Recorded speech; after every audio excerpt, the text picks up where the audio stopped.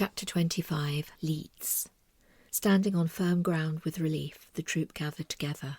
Reuben said, "We'll have to take our refreshments on the march.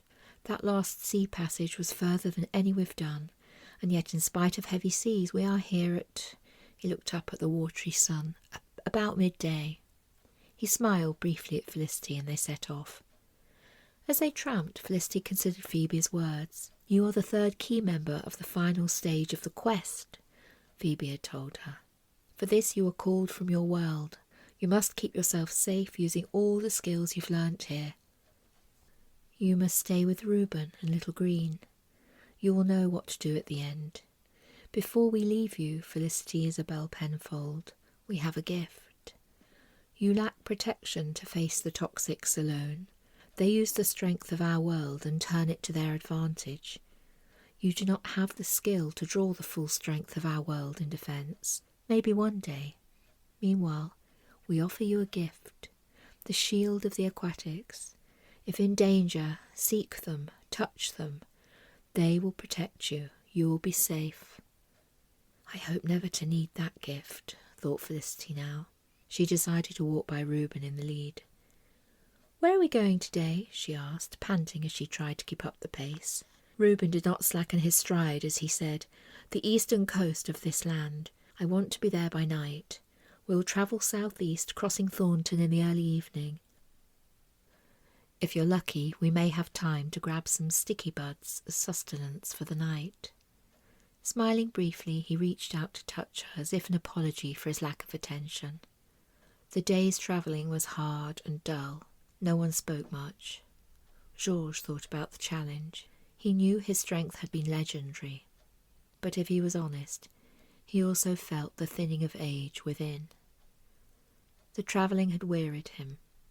He hoped what was once impossibly great was still good enough. Gus, walking by him, patted his neck. He prayed for the courage to stand up to Arras. "I must use my love and loyalty to the old world to draw strength," he decided. "Arras weakens himself by his rejection of the old world." Little Green caught the end of his thoughts and said aloud, "You'll not fight him alone, Gus. We stand as a team." At this Sib, who trundled silently behind her, said, "To the end." And Scrat, hearing him, snorted rudely. "And the end will be the beginning," he said, frowning at Sib. Wolfgang and Pippi, who had become less gregarious recently, spoke in perfect unison. "This quest will succeed. We will, with all of you, ensure it." Pippi trotted ahead after that, and Wolfgang followed. They went out of sight, but Reuben said nothing. Passing speedily through Thornton at supper, Felicity was shocked by its change.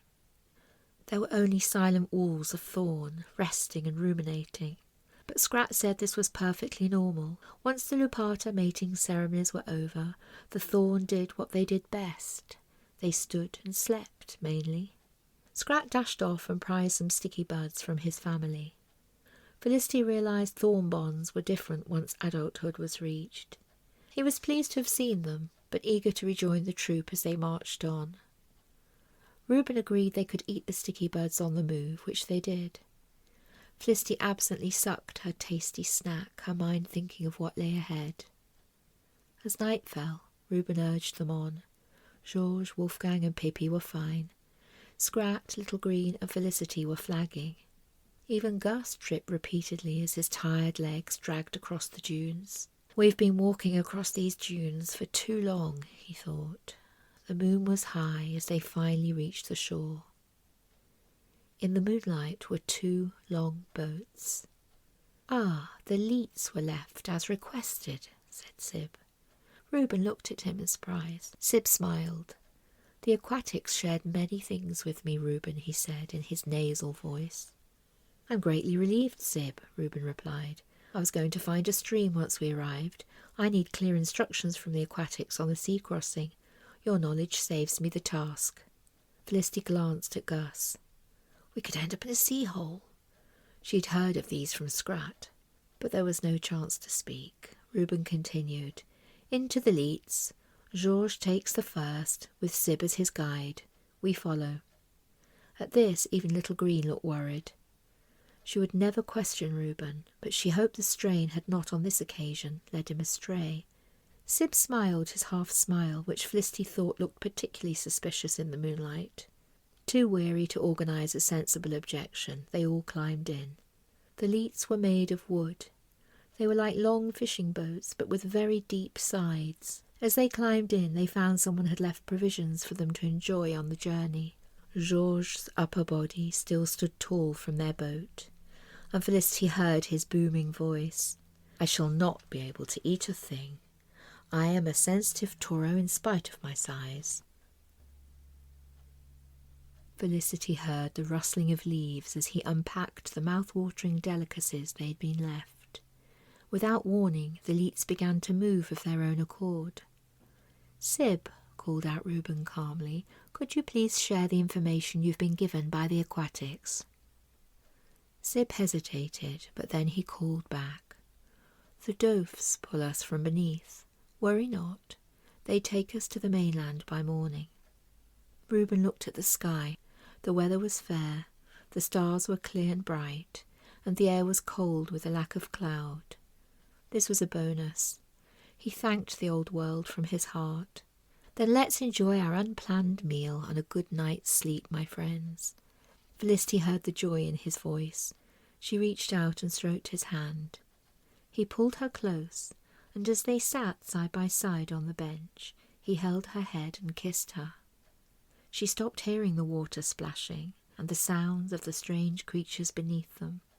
Georges' munching and Pippa's murmuring were lost. She pulled away. "You two had better eat," said Wolfgang's deep voice from the front of the boat. Felicity heard the amusement in Pippa's voice as she said, "Yes, take your strength now, Reuben and Felicity. We face uncertainty tomorrow."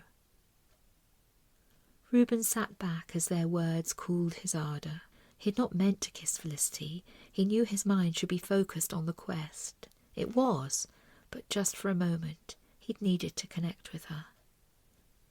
Georges called across, "Eat and build up your muscles for the battle.